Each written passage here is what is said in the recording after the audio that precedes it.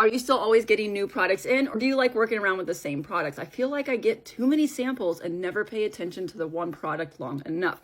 If you're new here, I'm Amber. I talk all things TikTok shop, so that way you could be successful, maybe quit your 9-to-5, or even just pay off some debt. So if you want more of this content, go ahead and give me a follow because I would love to be a part of your journey. I've really shifted how I view samples and how I get my samples because there's a lot that I've learned over the 10 months of doing TikTok shop that I think is very important to talk about. There's this thing called sample hell, and it's where you request as many samples as possible because you kind of get stuck in this loop of getting free products, and you're like, I want to get all the free products, I want to get all the trending products, and you get them all in, you set them in this pile and you just stare at them and you're like, oh my gosh, this is too much. What am I going to do? I have to post them in 14 days. There's a couple things with this.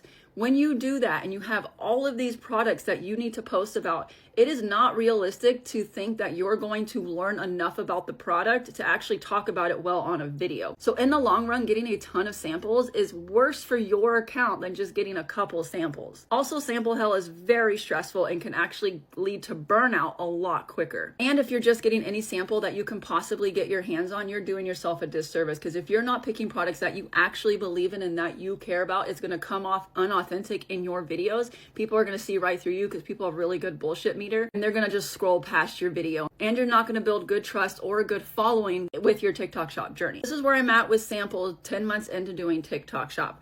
I now buy 95% of my products. Not only does this force me to be really mindful about the products I pick, I'm only going to pick the products that I care about. I'm not going to be forced to post a video in 14 days, and I'm not going to feel encouraged to talk positively about it if I don't like the product.